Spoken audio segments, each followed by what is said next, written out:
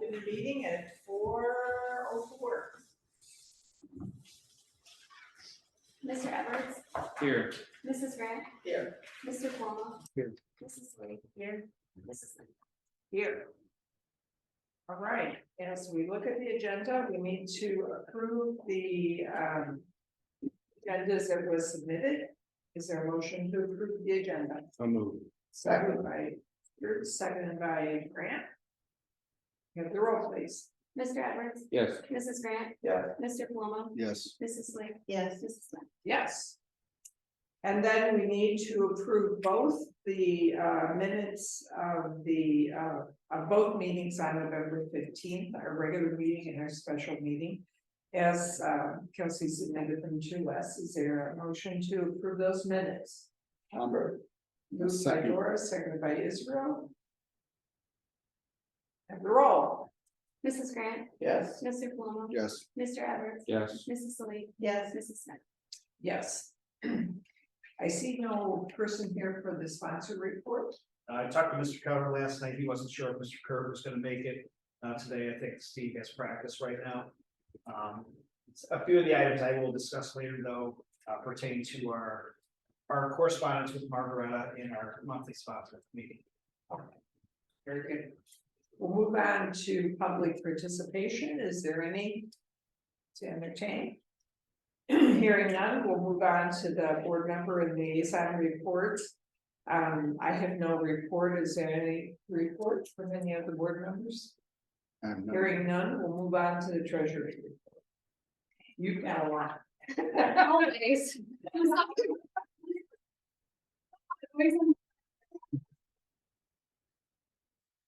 Not all of it was a like detailed explanation. I apologize in advance.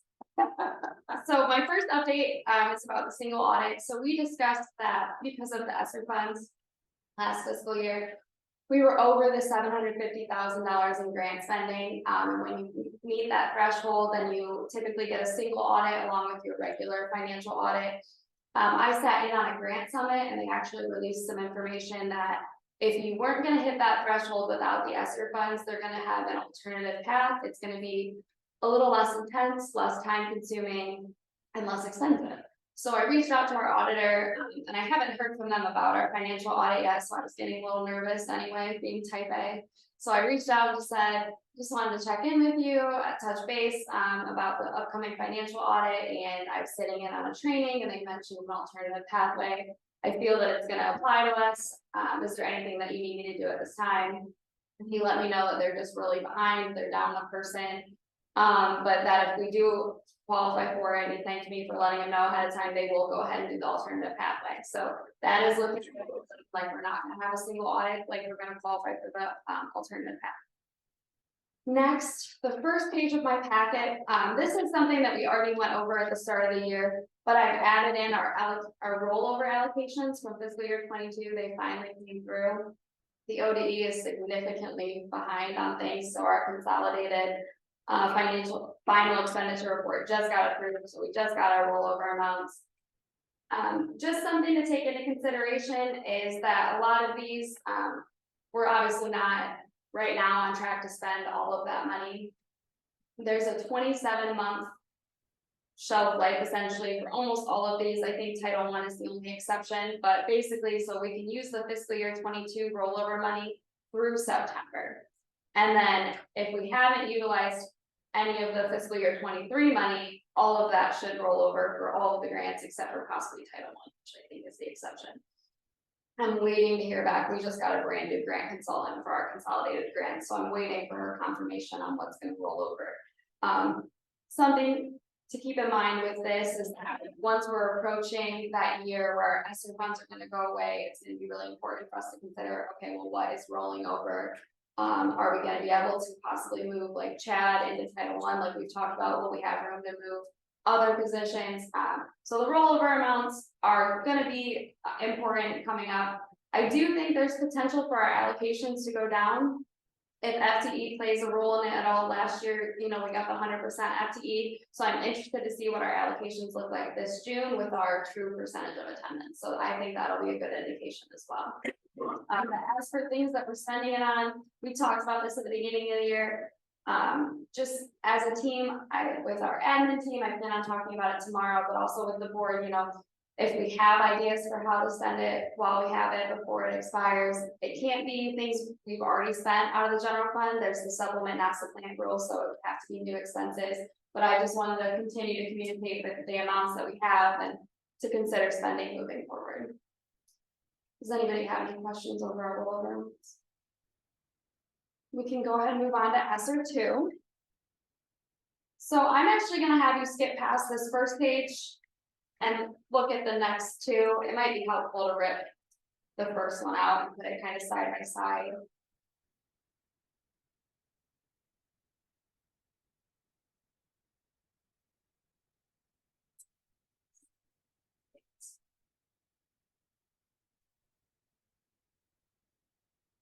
So with the grant budgeting, typically you have to get your budget approved before you can spend the money, and we've been following that closely. ESER is a little bit different because every time they approve it, the date goes back to March of 2020 as your approved date, but I still try to be as careful as possible with it. So I have been updating this repeatedly, trying to keep up with what our expenses are going to be. So originally we thought the van was going to be up to 70,000. If you look, if you go over to capital outlay, the 600s, and you go down to the transportation, you'll see the 33,860. That's the amount that we are recommending. That's the van we're recommending for purchase. So I've been adjusting these amounts as they come. I spoke with John a little bit just about if your bid were to be accepted, can you give me like a timeline of when we would expect to incur these costs? So this 14,000 right here is actually going to come out of that spot. It's looking like we're going to pay those costs out of ESER 3. ESER 2 should be gone at that point. The purchase services column, the 400, all of that has already been spent. So that is completely spent. So the supplies column, I'm paying for the Chromebooks. That's the 23,000 on this next payroll. And then the 335 has been spent. That was cleaning supplies. And this sheet right here is kind of your breakdown on what the numbers is, just to be helpful so you can kind of reference. Salaries and benefits, quite a lot of that has been spent, but we do have our next payroll that's going to come out of this. And potentially some of the second, we'll have to see where we're at. It's a little bit difficult to predict our salaries and benefits because of the part-time positions. Their timesheets tend to vary a little bit in each payroll, so I can't hit it directly on the mark, but I'm thinking definitely the next payroll and potentially some of it. But we are going to break into ESER 3 in January as we anticipated. Next, we've got our ARP ESER plan. This is our ESER 3 plan. This is actually, I wanted to allow for some public participation. We want a lot of stakeholder input on this. So I know we met with our entire staff about the renovation project ideas. At one of the open houses, we took survey feedback on the ESER fund. We've got the forms posted on the website allowing to back ESER 3.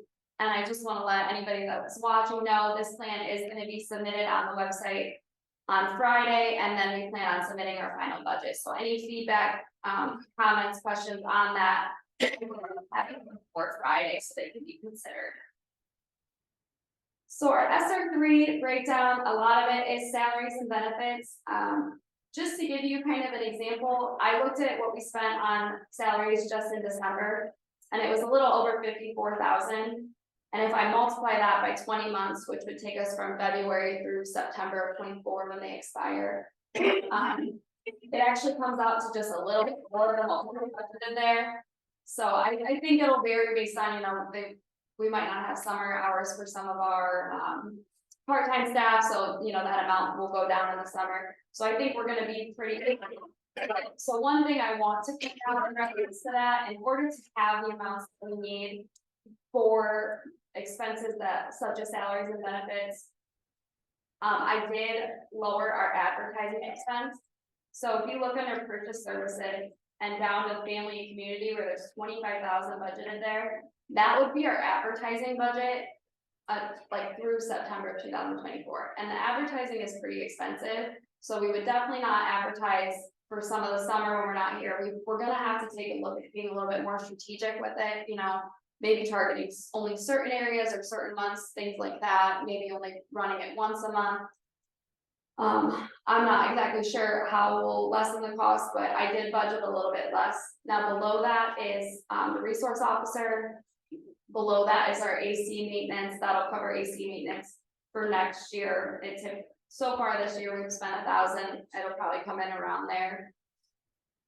Support services are our internal managed broadband, through Northern Buckeye, and then also our Verizon bills where we provide kids with internet. The instruction under purchase services covers our science tutor because we pay Margaretta for him as a purchase service. It also covers our cell phone bills, besides for the special ed, which they come out of the general fund to go toward things effort. Under supplies, I do have 20,000 budgeted there for Chromebooks if need be. I don't know that that's going to be necessary. We can always do a budget revision and move that if we don't plan on spending that there, so that is kind of open. And then you'll see the $1 million under capital outlay, that is for our renovation. There's kind of some further explanation that I included. I don't think we need to go through it paragraph by paragraph, but it is there for your reference if desired.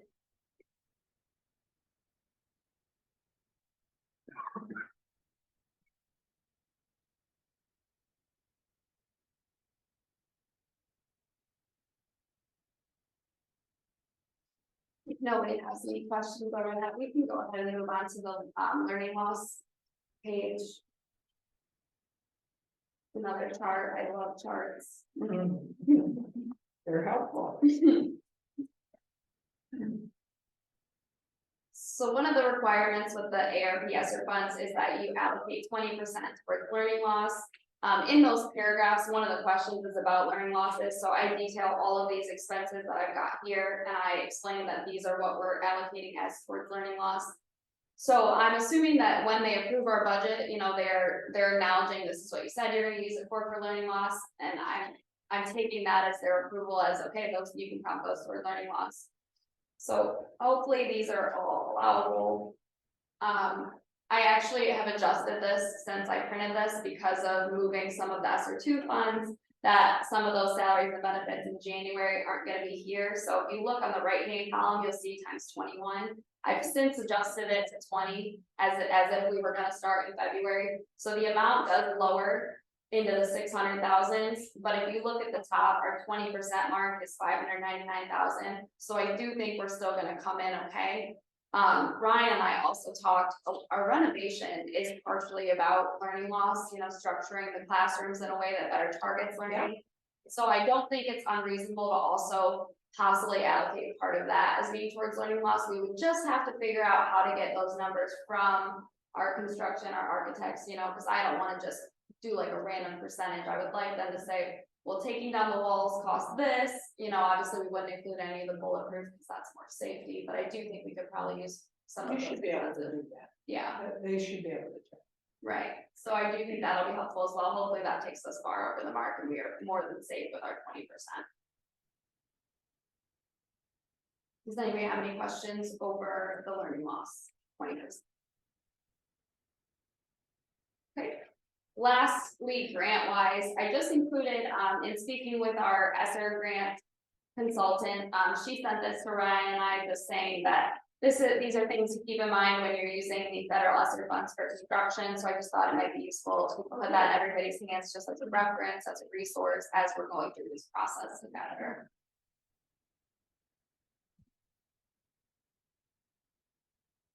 Very good. And then we can go ahead and move past the minutes and we'll get into our financial reports.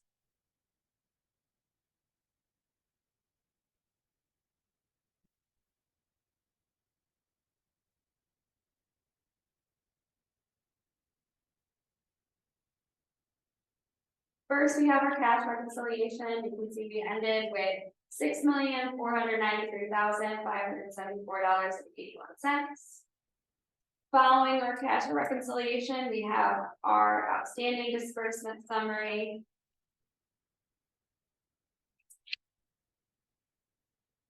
And then our disbursement summary. I didn't see any particular expenses that I thought needed to be noted or explained, but does anybody have any questions over the disbursements? Next, we have our state foundation payment, and I included November just so we could reference them both. For December, one thing in particular I wanted to point out, if you look in the furthest right column under monthly payment.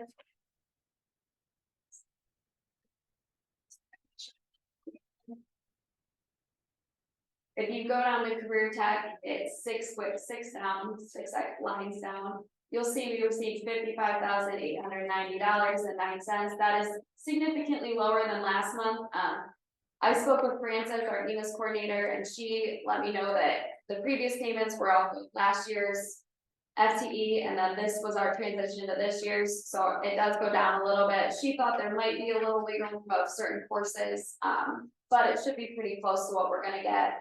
So our amount for the year did lower slightly. We did get slightly higher payments though, and our base costs and our student wellness, and mostly the rest of that column. Next, under the transfers, our adjustments actually went down a little bit, went from negative 13,000 to negative 10,000. And then under our adjustments, although you still see the negative 42,000 for this month, we did get notification from the ODE that our monthly payment is essentially getting cut in half. It's about 21,000. So they did the readjustment for January like we thought they would. We did already receive that confirmation, which is a lot earlier than last year, so that was really nice. So our payback each month, even though our total amount is obviously still the same, but we're going to be paying back a little bit less per month, which is really nice.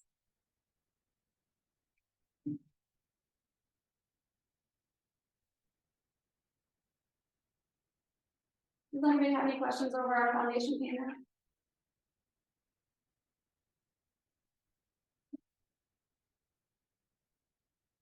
Any questions? Nope. Okay. Finally, we have our spreadsheet for the month. So one thing I wanted to point out is I did go in and adjust our spending plan summary a little bit for the year. Our salaries and benefits were coming in slightly lower. So if you look under expenses in that left side, those total amounts are a little bit lower from what they have been. And our percentages are coming in then a little bit closer. We would expect to be at 41.67%, so that gets us closer to where we expect to be. As for purchase services, I do think now that we're paying for Reach Success out of the general fund, our general fund expenses are going to get closer in that purchase service. We're definitely going to catch up there. Supplies we talked about, we knew was going to be a high estimate because we included those grant costs. We weren't sure if they were going to be moved out of the general fund or not. So those are going to be a little bit high, and I can look at going in and readjusting those amounts as well. I wanted to give that a little bit more time. The benefits are still a little bit low percentage wise, but we do have some unemployment charges that we've been notified of, but I haven't been billed for them yet. I keep checking our online account and they're not available for me to pay yet, but that goes under benefits. So I did budget some padding there in for unemployment costs. But that, again, that'll be an extra expense that'll get us a little bit closer to being right on target to where we would expect to be at this time of the year. So at mid-year, you've got 41.67%. Is that where we would expect to be at this point in time? No, through November, sorry, because we're Through looking, November. yeah, because we're looking at November's financial statements. So through November, and then at the end of December, we'd expect to be at about 50% of our expenses. Other than that, I believe that is all I have for you. Does anybody have any questions for me? Nope. No. Is there a motion to approve the treasurer's report? So moved. Moved by Kent, is there a second? Second by Dora. Have the roll, please. Mr. Edwards, Yes. Mrs. Grant, Yes. Mr. Coleman, Yes. Mrs. Slade, Yes. Mrs. Stein. Yes. All right, we'll move on to our superintendent's report and recommendations. Okay, to begin with, let's take a look at our current enrollment data, which can be found in your folder. So if you look at the breakdown here, again, we now have all students residing in our 6-county radius. We have no one from the outside anymore that was grandfathered in. As of yesterday, our enrollment was at 527 students. Our largest area being Fremont with 98 students. Followed by Norwalk, City School District area with 72 students, and then Sandusky City Schools with 53 students. So that'd be pretty consistent. Those three remain our top three areas. Any questions on the enrollment data? I do. Yes. As we look at our enrollment and the number of people going to Sandusky Artisans, how is our attendance here for those 53 students? In terms of if they're going to Sandusky or if they're coming here. Now, I mean, is there attendance, is there a way to measure what the attendance overall is for the Sandusky students? Like where the Looking- percentages would be? Yeah, We potentially could. I've got a breakdown of the list of names who are attending Sandusky Artisans by day. So in addition to signing at the kiosk, I have a paper sign in as well there as a check and balance. yeah. Especially for an audit. So I can tell who's going there of those 50 some students we get. Right. But I'm thinking of the ones that are coming here as opposed to going to the artisans. Yeah. How is the attendance for those Sandusky students in this building? That is a question that Right, I'll have to look that up. okay. We can over that.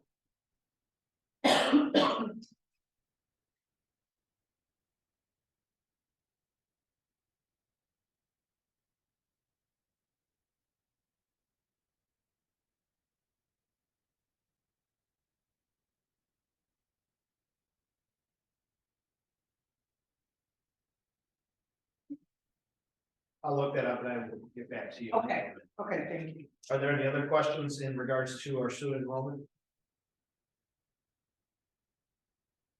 Okay, that takes us to item B there. Update on House Bill 554, which deals with multiple facilities in adjacent counties. So this kind of came as a surprise here over the last couple of weeks. In the lame duck session, this was passed last week, where we, as long as Governor DeWine signs this, and I'm not sure the date this is going to be signed, but as long as this is signed, this House bill will allow us to potentially add alternate sites outside of Erie County. But right now, currently, we only have the ability, or previously only had the ability to have alternate sites that are in the county where our sponsor resides, which is Erie County. So that is why we have a location in Sandusky at the Artisans. We have been exploring a place on the Erie County side of Vermillion, which was on hold though. But this House bill, as long as it's signed, will allow us to have potentially places in adjacent counties such as Sandusky County, Lorraine County, Sandusky County and Huron County. Seneca County is one that we need some clarification on. We view that as an adjacent county, Seneca County.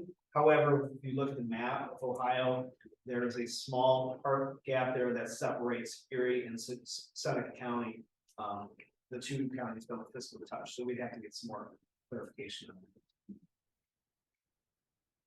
And I have to say that it was the work of Adam Shear who managed to get this language so that it would encompass Townsend Community Schools. So we owe a vote of thanks for his advocacy. By the way, that box of chocolates is from Dickinson right there, so help yourself. Oh, Some right. chocolates, they sent them to all of us. I'll start down with this. There you go. So we will have to truly look at this moving forward, not just for the rest of this year, but also next year, as we do some strategic planning here soon.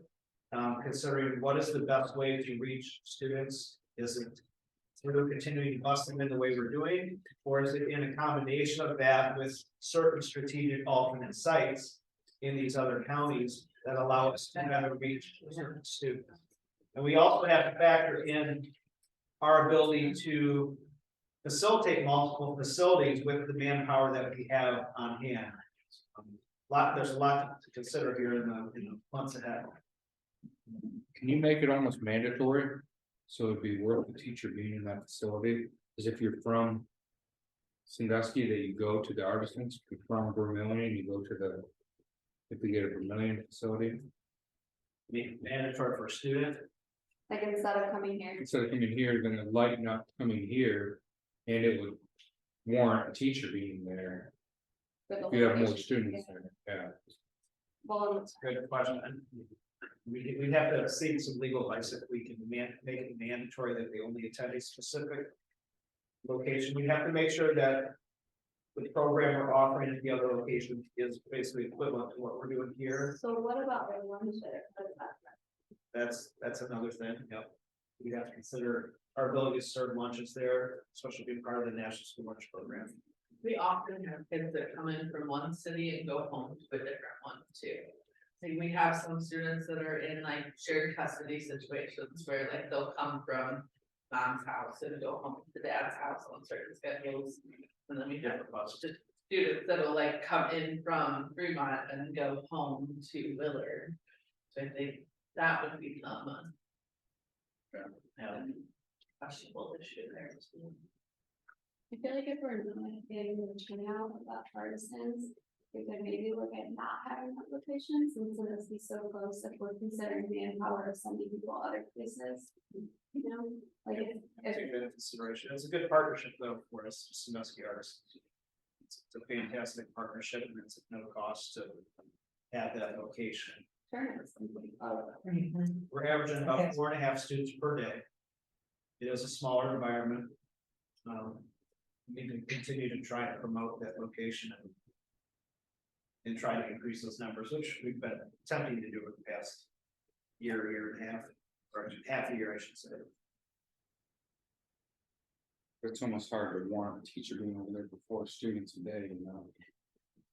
When we have short staffed here in this building, with the issues that we have with students. And then spreading them out Yeah. to other locations, yeah. It's all certainly things that have to be considered. Any other questions on the potential for multiple facilities in adjacent counties? You know, Okay, that takes us to item C there. This was discussed some at our monthly sponsor meeting. Which Kent and Kelsey were at. I was actually wrapping up our staff meeting we had that morning. It went kind of long and I caught the tail end of the sponsor meeting that day. But one thing that was discussed was the possibility for Margaret looking at doing 2 transportation routes for Margaret students next year. So they're gonna run a high school route and then they're gonna run an elementary route. In the morning and in the afternoon. They're having a very difficult time getting enough bus drivers. It's a continuing problem that they're having. And they feel that running 2 routes, staggering them in the morning and in the afternoon, will allow them to provide transportation with less drivers. Now, what that does is it closes the gap in between the morning and the afternoon that they have available to run Townsend routes. So our time gets squeezed there. So there's a possibility that we may need to reach out to school districts that are 30 miles or less from Townsend and inform them that we need them to provide transportation for Townsend students that attend here. This is another item that's going to take some strategic planning, and we've got a kind of short timeline because if we go that route, I believe that we have to have this official communication with other schools by January 31st for next school year. So the clock is ticking on this. I talked to Mr. Kurt this weekend a little bit more about this.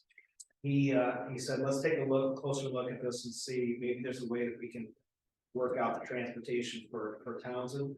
Tomorrow morning at 10 a.m. I'm going to meet with Ed Kurt and Matt Smith at Margaret Board of Education, and we're going to have further discussion, look closer at transportation options for next year. So hopefully we can work something out and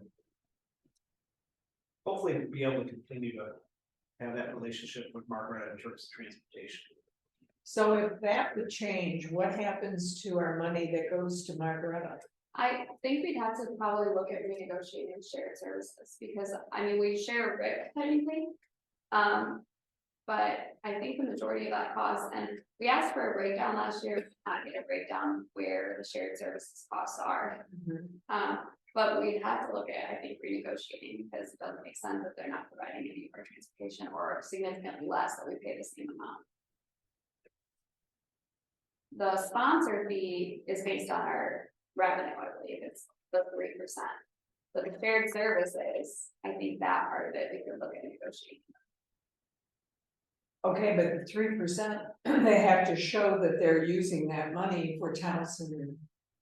For Townsend students. And they justified that. My understanding was that they justified that based on transportation that they were providing. So it's not as though they just Right. get the money. Yeah, They have to I see. Yeah, benefit us. we'll have to work with Diane and kind of ask for a breakdown of where they're spending what, and kind of go from there with negotiating. Might be good if you and Diane are able to attend a meeting around what you got on the calendar. I'll have to look. Okay. I don't know. What time did you say? 10.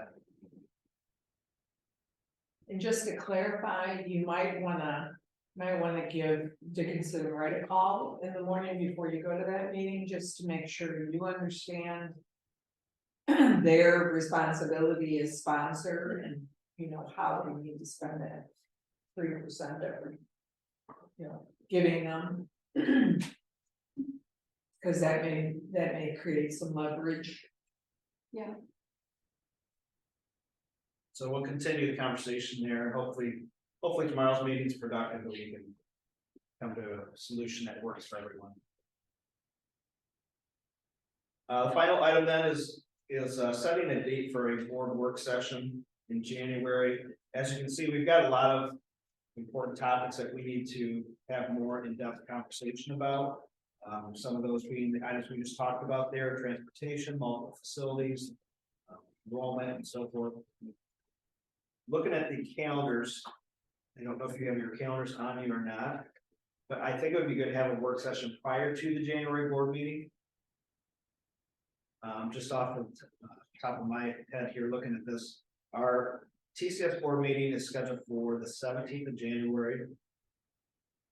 So what I'd like to propose is either a Tuesday night on the 10th, January 10th, at like maybe a 7 o'clock.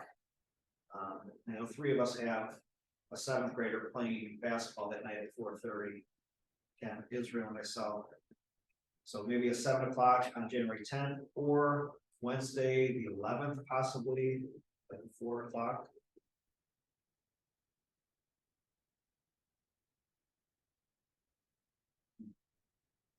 I think either one will. I can. I can't do the Wednesday at 4. 4th grade practice. Well, you've got wet part, 4th grade practice on Wednesday.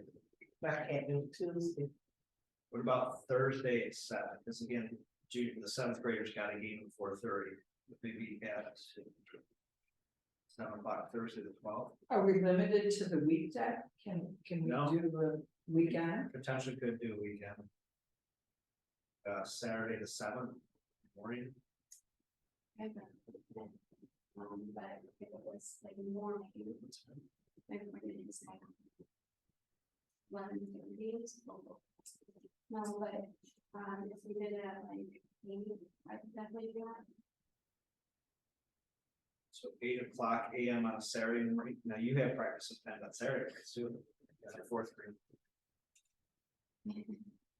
We'll work around. Yeah, my schedule's busy all the time. Saturday morning, you think, or? So what do you have, so Saturday morning at 8 o'clock, you wouldn't be able to do? I could just move the practice, we wouldn't have to have practice at that morning. Okay, Or Janet can take the front. Yeah, okay, it's fine. can that work? January 7th? Saturday? 8 in the morning, Mhm. that's on Saturday. Uh-huh. Okay, oh, what was wrong with that Tuesday that you had initially? So that Tuesday the 17th is our scheduled board meeting. No, I think you said the 11th. Oh, Tuesday was the 10th. Somebody have a problem with the 10th, I think. Sure. Laura did. Oh, okay.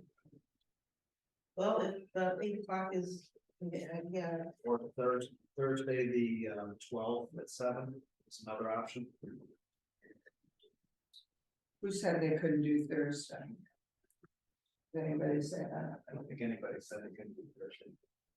I thought, I said, with practice or something. Wednesday. Oh, Then then, Wednesday. Would you prefer 7 o'clock on a weekday or 8 o'clock on a weekend? If I think the 7 o'clock. that's fine. Okay, Okay. We plan on Thursday, the 12th of January at 7 p.m. then for work session. You can send a little reminder on that. I'll send it in an email as my weekly reminders and emails.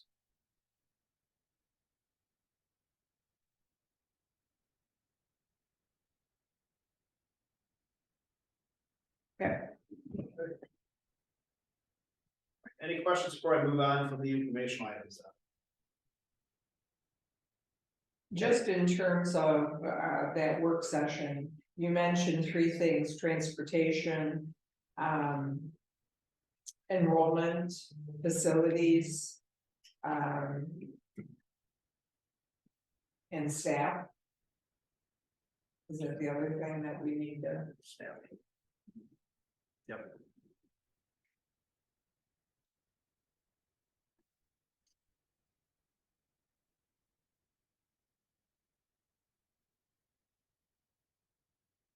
Okay, moving on to new business then. Item A is resolution to approve the awarding of high school diplomas to following students upon successful completion of graduation requirements as set forth by the state of Ohio. We have 3 students this month: Rena Cunningham, Thomas Krauser, and Noel Oregon, which I believe brings our total to 21 graduates at this time of the year, which is pretty good for summer. Could you update the board as to what you mentioned when we did the tour about the artist that was going to come in and create that for a graduate? So we have Beth Sage, a local artist who has done different murals in gymnasiums locally. She is going to come in and paint a mural on our graduation wall. It's going to be like a 3D brick type of background. She verbally came up with the idea here when she was with Tara, Ashley, and myself one day. She was going to do the project the last week or 2, however, her mother passed away recently. So she's just taking some time to work through some things right now. And I think she's probably going to look to come in early January to do that project. It's gonna be a great addition for our graduation wall. It's gonna provide a nice backdrop for pictures. And it's just gonna be a nice touch to add here. Let's see.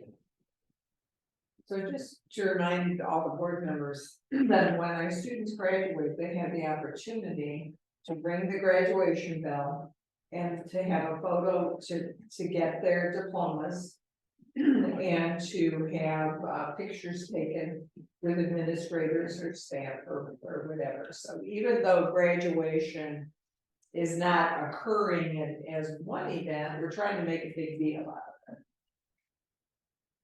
So it's still a good thing. Okay, then new item or new business item B is a resolution to approve policy 413, peanut or other food allergies as presented, which was first reviewed by a committee of staff, school nurses, parents, and students. There were really no changes other than adjusting one part that said principal to be principal or nurse. Provides flexibility there. Item C is a resolution to approve appendix 244-C community service seal and the supplemental community seal locally defined language as presented. So appendix 244-C there are no changes in that. We're just recognizing that tonight, approving that, which already exists. But to go along and supplement that is the more defined, locally defined language. And if you remember back in the fall, we had 2 corrective action plans to mark around.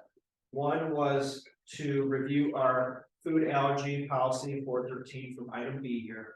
And then the other one was to develop locally defined language for the community service seal. Now, Stephanie from Dickinson Wright, she felt that our appendix 244-C was already sufficient to be our locally defined language. However, we went ahead and took the next step and we were. Came up with more specifics behind the requirements for a student to earn their community service seal, which again is a piece of the graduation pathway. It is located here in your folder, both the appendix and the locally defined language. And like to give Ashley and Tara a lot of credit for helping me as we work together to put this locally defined language together.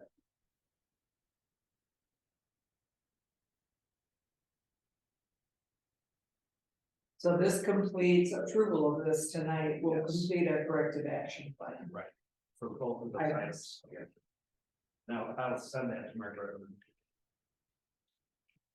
Okay, item D is a recommendation to approve policy 263 dress and groom as presented. I believe that's in your folder as well. Yes. Okay, so this, what this policy is going to do is it's going to allow us to change our bag policy that we wanted to do here coming back from winter break. So we have a lot of students that are carrying backpacks, and the backpacks are carrying things, we know they're carrying things that probably should not be at school, whether it be, potentially a bait or something related to that. Or, there's potential for weapons, and we're really focusing in on school safety right now. Through our building project, but also through the bag policy, we want to decrease the likelihood that a student would bring something unsafe into school. So what we're looking to do here with changing this dress code is not permitting students to bring in a backpack, purse, or bag unless it is clear or transparent. Now, as part of that, we have 700 clear backpacks that we have purchased through a grant that we received from the Erie County Mental Health Board, and also North Point ESC. And we have those ready to hand out. Actually, we would like to start handing those out tomorrow. And so the students have a clear backpack when we come back from winter break. Now, as part of this here, we understand that some students have some private items that still, they don't want the whole world to see, whether it be, personal hygiene items, money, etc. So we are going to allow a small pouch no larger than 7 inches by 5 inches by 1 inch in their bags. Now, if for some reason we would become suspicious due to the way the students are acting or they're trading bags, that sort of thing, that would permit us to search what's in those pouches if there's suspicious activity. But again, this all comes back to trying to make sure that we're making the school as safe as possible, and also promoting students to make good, healthy choices for themselves and for others. Before the meeting, before everybody goes, would you mind getting one of those and showing people what they're? I see that. Schools across the country are considering this kind of legislation or policy. Gone to them already. Yeah. Yeah. So, In the event that a student is reluctant to do this, do we have any course of action that we would be taking? Yes, and I did send out an email through Final Forms this weekend. I think I actually may have shared it with the board as well. you did. And I also sent out a one-call message. So if a student comes in still with a non-transparent backpack, what we're going to do is we're going to pull them into an office and we're going to request that they transport all their items into one of our clear bags. And then that bag will hold on to them until they leave the bag. So we're going to have them empty all their belongings out. If they are trying to pull one by us, when they empty their bag out, that's when we would see that they have something they should not have. So it is our hope that after doing that one time, the student would make the correction next time and not bring the other backpack. We're also going to have our resource officer stand at the front door more often, especially when the buses are coming, make sure that he's present at the front and he can assist with helping bring students in the office if needed.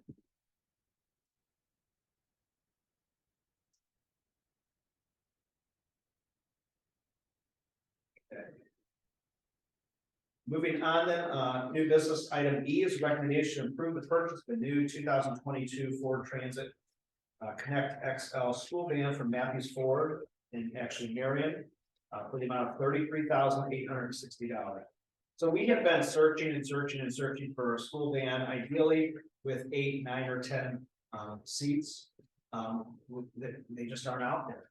We're struggling to get bids. And the bids that were out there would take nearly a year to just get a van, school van. The local places like the Fort Clinton, Ford, and I think it's Marion that I also call. They weren't gonna have inventory for a very long time, and they weren't even gonna have prices on the 2024s until June. So they weren't even able to give me a price. They were completely out of the 2023s. And so, Ashley, I believe, right? Yeah, Ashley, you getting credit? Yeah. Ashley here from Levi. Ashley, I think you took a trip down to Bucyrus to take some cattle down there, didn't you? Yeah. You came across it, right? And been waiting in line, Yeah. and he said that I hope you guys spend money. So it just so happens that 2022 was still on the lot, and it's a 6-passenger, so it's not as big as what we were initially looking at, but it gives us an option to transport kids, small number of kids, up to 5 students at one time. So that's it. We're gonna look to take that offer if the board approves. And then we'll work with Margaret and make sure that we have any necessary certifications for that van. Okay, item F then is a recommendation to accept a proposal from Fike Design Group Incorporated and the architect for a building remodeling project with safety upgrades. After an open bidding process took place that yielded no other proposals by the deadline of December 16, 2022 at 3 p.m. We have 5 total copies and they're all spiral bound, so we couldn't really scan them and email them to you, but they are here tonight. There's the other 4 right there. You can feel free to look at them now or at any time. I did send you the summary page though that broke down the pricing of the proposal, which was on page 8. And basically, the architect fee schedule came in at $69,500, and then the total project estimation was at $1 million, which is what we have been looking at for our budget. We did receive other like interest in it, like we had people request the like information packet that Stephanie assembled for us. I sent that out quite a few times. I want it like off the top of my head, I think it was like 7. So we did have other interest. If I had to guess, I would say just the timeline probably didn't work for a lot of people. They probably would have felt rushed or whatnot, and the process of getting the materials. So I think that's probably why we didn't get more actual bids, but we did get interest in it. I just think that's good to know, just because of the open bidding process and everything. We did last Wednesday have a pre-submittal conference at I believe like 8 in the morning. We had the link shared with everyone via Zoom. There's people who said they were going to come and join, and the only one that showed up was John Fike. He actually came in person for that meeting. I did they'll follow up and send out the PowerPoint that Ryan had created to the people that didn't attend, just to make sure everyone had the information we understood on sharing. So I feel like the due diligence is happening on. We absolutely did, yeah. Do you recall who some of the other requests were from? I can't recall the names off the top of my head. A couple were architectural groups. I actually had a construction company reach out and ask about when the construction would be put up for bid, so we already have some interest in that. Fanning and Howie did inquire initially, who was working with Margaret on their new school. However, they said that the project didn't fit their timeline. The one was just a records, like a public records company. They just wanted the forms, but the rest, I believe, were all architectural groups. I have to look up the names. That's but I can email them to you if you'd like. So when would we start this? So if approved tonight, this would give John Fike the green light to go ahead and work on the architecture and design over the next month or 2 here. And then I believe we need to come back and post again bids for the actual construction piece. Although I believe Fike is interested in doing the construction piece as well. Okay, it's $1 million. Yeah. Right. Seems really high. I think. Well, I think with the proposal, they leave room for error there. I don't know if necessarily if it will end up costing that full amount. But they, I think they wanna make sure that their proposal is safe and not coming in under what it's gonna cost. We discussed when he came to go through the building. Having a proposal that he used the term at risk. And he did not recommend that because then then what happens is, if something comes under what he's projected in terms of a budget, then you don't get that back, you take it at what is at face value. So that if something comes under, the actual cost comes under what is being projected here, then we gain that back, it's not anything that we lose to him, according to the. Are we gonna get The way something we more discussed it. specific than this? Oh, absolutely. So what you'll see under this primary design phase is, and the development phase are those timelines and things that he would have as far as, what he's projecting. And I'm sure he's got more detail in these forms. Did you look at this? Did you look at this? No, I did not. Okay. So why don't you two look at that, Dora and I can look at this one. I will also send a PowerPoint that I had put together for that pre-tomorrow meeting, just so the board members can see that. I broke it down into 21 areas that are going to go under construction. Some it's the knockdown of the wall and building the outer bullet resistant wall and door. In some cases, just replacing the glass with a wall and a door. So each room is a little bit different, but let me send it to you after the meeting, so you have that as well.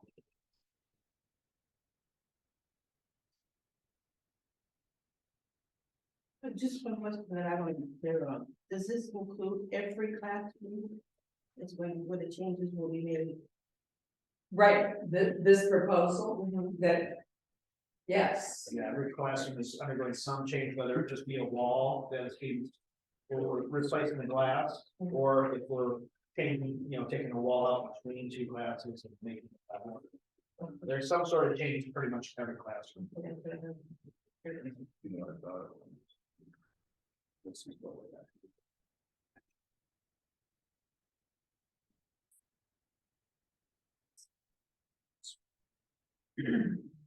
on page 9.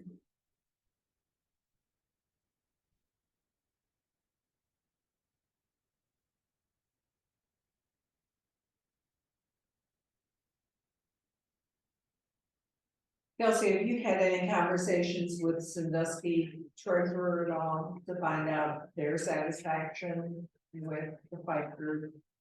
I have not, but that is something I could definitely. Okay. Good. Is the fight group doing their actual construction as well? Okay, so we did talk to them about both. If they're building the field there. Yeah, I think so. Really, all of those references should be checked. And we haven't done any of that yet. We didn't check any of the references that were submitted before tonight. No, we have not.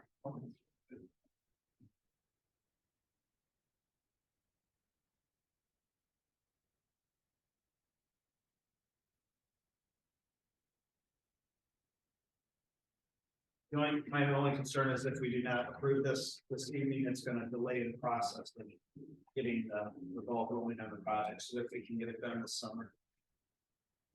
So we're approving him being the architect, or we're approving him doing the job. Approving him as the architect to do the drawings, and then we have to go back to bid again for the construction piece.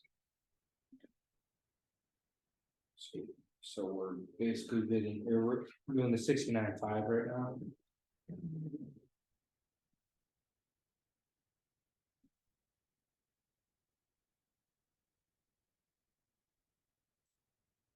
Again, this is with ESSER funds. ESSER refunds.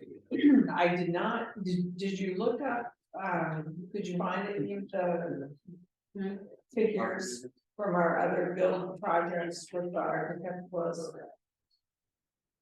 What do you mean by Like, figures?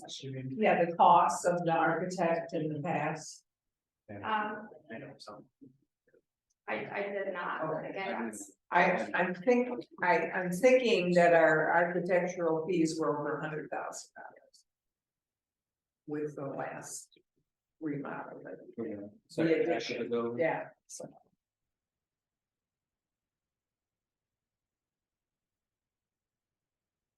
So do you have reservations about this, moving forward on this? As an art, It's our only bid we have, so. I have heard good things other than just in there. I mean, I've heard good things about it. And so. Not that they did a good job on stuff, buildings. They're very nice. They had no leak roofs or nothing, so that says a lot. do you want to take this, do you want to take, vote on item F separately from the other action items? Or put them together? We can keep it together nicely. Is that okay? We keep it together. All right, let's, I'll ask for a motion to approve items A through F of the superintendent's report. Moved by Dora, is there a second? Second, Second by Kent. Any discussion? Hearing none, we'll have the roll, please. Mrs. Grant, Yeah. Mr. Edwards, yes. Mr. Palmer, Yes. Mrs. Lee, yes, Mrs. Smith. Yes. I have no further, business to my knowledge that we have to address this evening. Just a reminder then that we'll plan on January 12th at 7 o'clock. For our work session that we have. And, it's very possible, that as a work session that we have to list what the agenda is going to be ahead of time. And if we get some of the information in terms of the questions that we have tonight. Regarding the building facility, we could add that on to it. So, all right. All right. Sure. If there's no objection, we'll adjourn. All in favor? Aye. Opposed? Very good. We'll see everybody in 2023.